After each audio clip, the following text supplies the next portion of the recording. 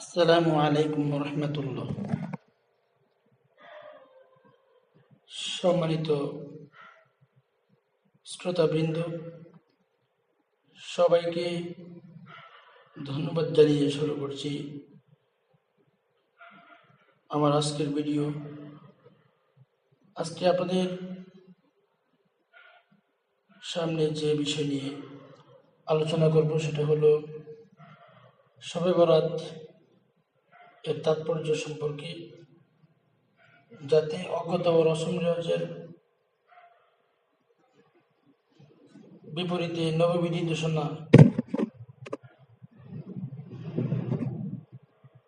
যা মার্কাতুত থেকে প্রকাশিত আল্লাহ তাআলা ক্ষমা ও পুরস্কার প্রাপ্তির মহিমান্বিত মুহূর্তগুলো আমাদের জীবনে বারবার ঘুরে ফিরে আসে।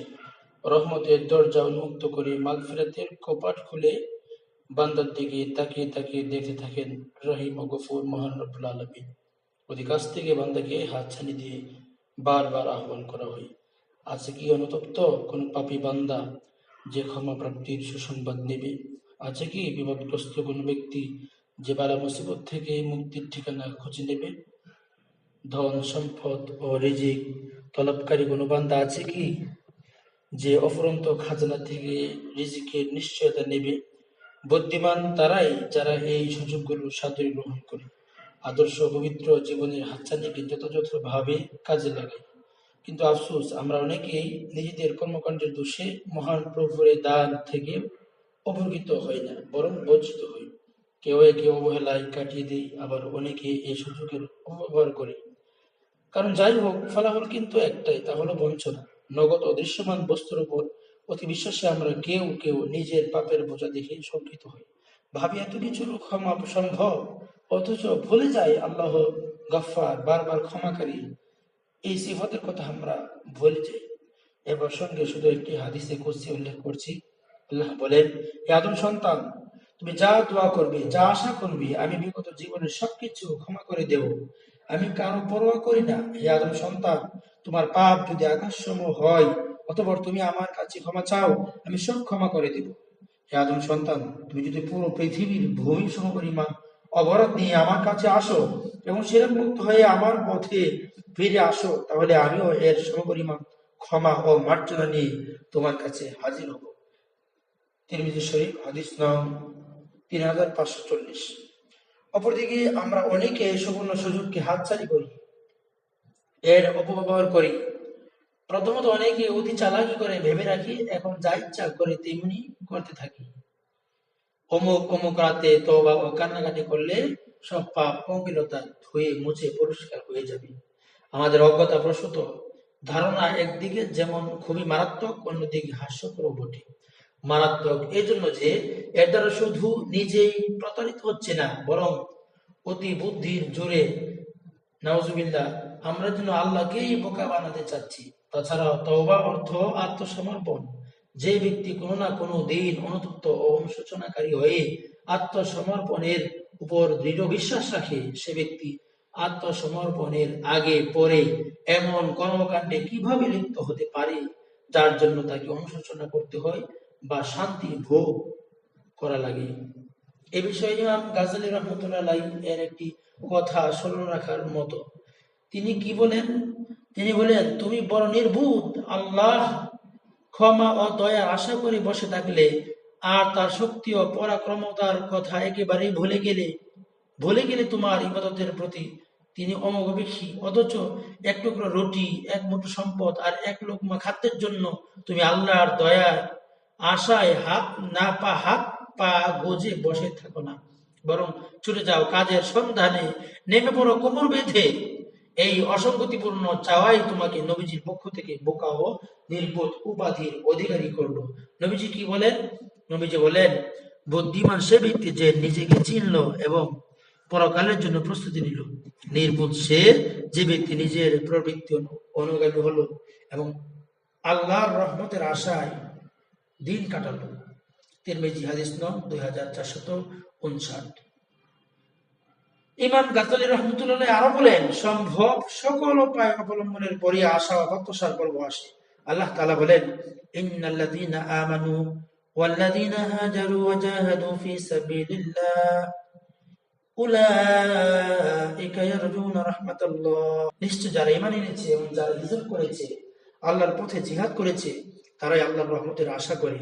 অর্থাৎ এসব গুণ অর্জনকারীরাই আল্লাহর রহমত পাওয়ার অধিক হকদার। অন্যথায় সে ওই ব্যক্তির নেই হবে যে দুধ মরুভূমিতে বীজ বপন করলো আর কোনো পানি সিঞ্চন ব্যতি রেখে ফল পাওয়ার আশায় বসে রইল।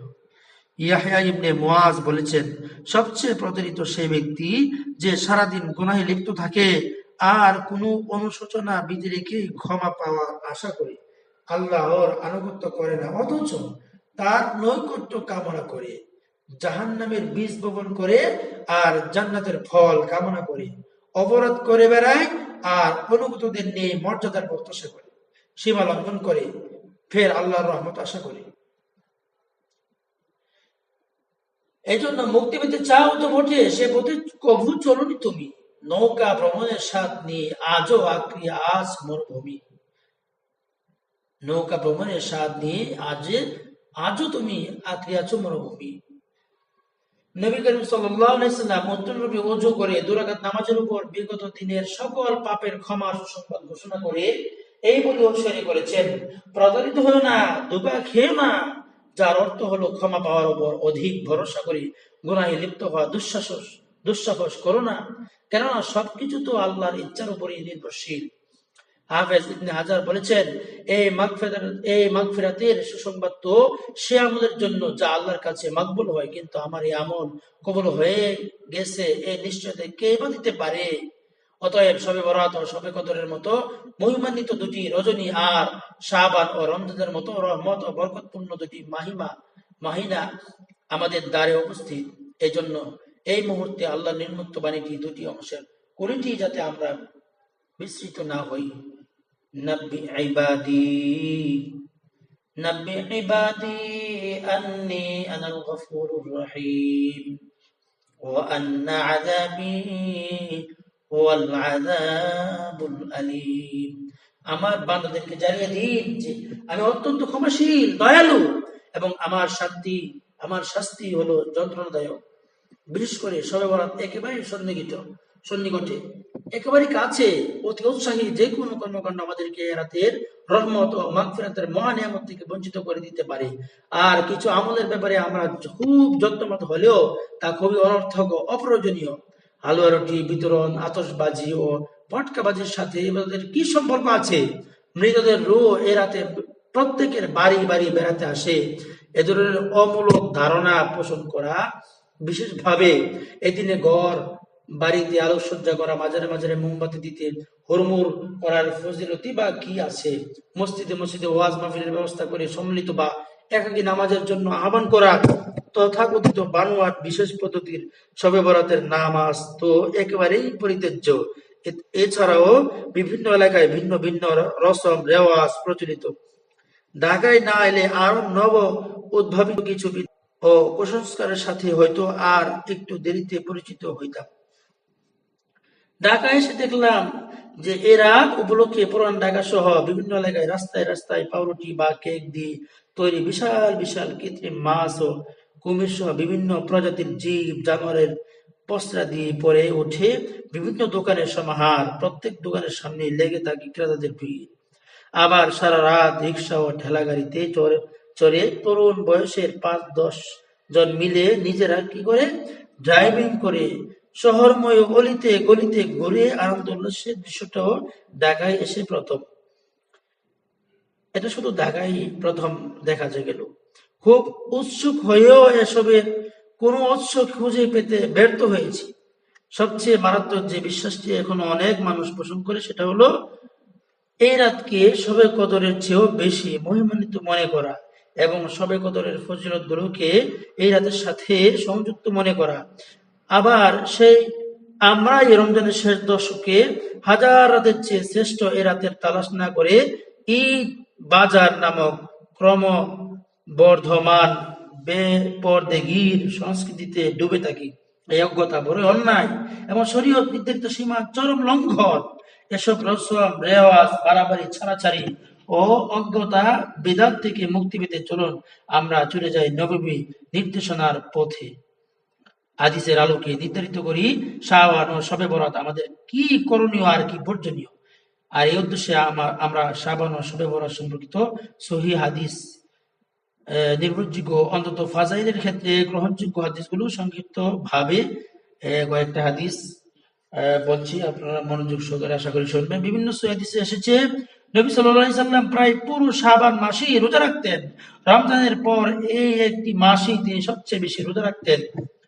এর কারণ প্রথমত রমজান ও রজব মধ্যবর্তী এই মাসটিকে মানুষ হেলায় নষ্ট করে ফেলে, তাই রমজানের প্রস্তুতি স্বরূপ নবীজি এই মাসে বেশি বেশি রোজা রাখতেন। দ্বিতীয়, এই মাসে পুরো বছর মৃত্যুবরণকারী সব মানুষের মৃত্যুর কথা লিপিবদ্ধ করা হয়। নবী চাইতেন তার মৃত্যুর কথা এমন সময় লেখা হোক যখন তিনি রোজাদার। হাদিসটি আছে বুখারী, হাদিস নং 1969। আবার অন্যান্য কিছু হাদিসে শাবানের শেষ কদিন বিশেষত 28 থেকে 30 শাবান রোজা রাখতে নবী করিম সাল্লাল্লাহু আলাইহি ওয়াসাল্লাম নিষেধ করেছেন, কারণ এতে রমজানের সাথে সাথে হয়ে যায়। এই হাদিসটি আছে হাদিস নং 1914, বুখারীতে ফাতুল বারীতে 4 নম্বর খণ্ড 152 থেকে 154 নম্বর পৃষ্ঠা। এ বিষয়ে হযরত মুআয ইবনে জাবাল রাদিয়াল্লাহু তাআলা আনহু হতে বর্ণিত, নবী করিম সাল্লাল্লাহু আলাইহি ওয়াসাল্লাম ইরশাদ করেছেন, আল্লাহ তাআলা অর্ধ শাবানের রাতে অর্থাৎ শাবানের 14 তারিখ দিবাগত রাতে মাখলুকের দিকে রহমতের দৃষ্টি দেন এবং মুশরিক ও বিদ্বেষ পোষণকারী ব্যতীত আর সবাইকে ক্ষমা করে দেন। সুবহানাল্লাহ। হাদিসটি আছে সহিহ ইবনে হিব্বান, হাদিস নং 5665। তাছাড়াও বিভিন্ন হাদিসে আমরা সহিহ হাদিসে ওই তাৎপর্য শাবান এবং শবে বরাতের তাৎপর্য সম্পর্কে আমরা জানতে পারি। বিভিন্ন হাদিসের উদ্ধৃতি এখানে কিছু উদ্ধৃতি আপনাদের সামনে পেশ করছি। মুসনাদে আহমদ 4 নম্বর খণ্ড 176 নম্বর হাদিস, হাদিস নং শুআবুল ঈমান 3 নম্বর খণ্ডে 383 নং পৃষ্ঠায় কিছু হাদিস, লালকাইয়ের কিতাবুস সুন্নাহ আর শুআবুল ঈমান 3 নম্বর খণ্ড 382-তে হযরত আবু সালমা রাদিয়াল্লাহু তাআলা আনহু হতে বর্ণিত আছে, যখন অর্ধ শাবানের রাত্রি আসে তখন আল্লাহ মাখলুকের প্রতি রহমতের দৃষ্টিতে তাকান, অতঃপর মুমিনকে ক্ষমা করে দেন, কাফিরদেরকে ফিরে আসার সুযোগ দেন এবং হিংসুকদেরকে হিংসা বলতে ব্যতীত ক্ষমা করেন না। হযরত আয়েশা রাদিয়াল্লাহু তাআলা বলেন, একবার রাসূলুল্লাহ সাল্লাল্লাহু আলাইহি সাল্লাম রাতে নামাজে দাঁড়ান এবং এত দীর্ঘ সিজদা করেন যে আমার ধারণা হলো তিনি মৃত্যুবরণ করেছেন। আমি তখন উঠে তার বৃদ্ধাঙ্গুলি নাড়া দিলাম, তার বৃদ্ধাঙ্গুলি নড়ল, তিনি সিজদা থেকে উঠলেন এবং নামাজ শেষ করে আমাকে লক্ষ্য করে বললেন, হে আয়েশা, তোমার কি এই আশঙ্কা হয়েছে যে আল্লাহর রাসূল তোমার হক নষ্ট করবেন? আমি উত্তরে বললাম, না ইয়া রাসূলুল্লাহ, আপনার দীর্ঘ সিজদা থেকে আমার আশঙ্কা হয়েছিল আপনি মৃত্যুবরণ করেছেন কিনা। নবীজি জিজ্ঞাসা করলেন, তুমি কি জানো এটা কোন রাত? আমি বললাম, আল্লাহ ও তার রাসূলই ভালো জানেন। নবীজি তখন ইরশাদ করলেন, এটা হলো অর্ধ শাবানের রাত। সুবহানাল্লাহ। আল্লাহ তাআলা এই রাতে তার বান্দাদের প্রতি মনোযোগ দেন, ক্ষমা প্রার্থনাকারীদের ক্ষমা করে দেন, অনুগ্রহ প্রার্থীদের অনুগ্রহ করেন আর বিদ্বেষ পোষণকারীদের তাদের অবস্থাতে ছেড়ে দেন। হাদিসটি আছে শুআবুল ঈমান 3 নম্বর খণ্ড 382 নং পৃষ্ঠায়। হযরত আয়েশা রাদিয়াল্লাহু আনহা হতে তিরমিজি সহ অন্যান্য কিতাবে ভিন্ন সূত্রে বর্ণিত হাদিস থেকে জানা যায়, নবীজি এ রাতে জান্নাতুল বাকিতে এসে মৃতদের জন্য দোয়া ও ইস্তিগফার করেছেন। এরপর আয়েশা রাদিয়াল্লাহু আনহাকে বলেছিলেন, কলব পুত্রের বাকরির পশমের চেয়েও বেশি গুনাহ ক্ষমা করে দেন। সুবহানাল্লাহ। একটি জয়ীফ সনদে হযরত আলী রাদিয়াল্লাহু তাআলা আনহু হতে বর্ণিত, নবী করিম সাল্লাল্লাহু আলাইহি সাল্লাম বলেছেন, 14 শাবানের দিবাগত রাত যখন আসে তখন তোমরা এই রাতটি ইবাদত বন্দেগীতে কাটাও এবং দিনের বেলা রোজা রাখো, কেননা এ রাতে সূর্যাস্তের পর হতে আল্লাহ প্রথম আসমানে নেমে আসেন এবং আহ্বান করেন, কোন ক্ষমা প্রার্থী আছে কি? আমি তাকে ক্ষমা করব। আছে কি কোনো রিজিক প্রার্থী? আমি তাদেরকে রিজিক দেব। আছে কি কোনো বিপদগ্রস্ত ব্যক্তি?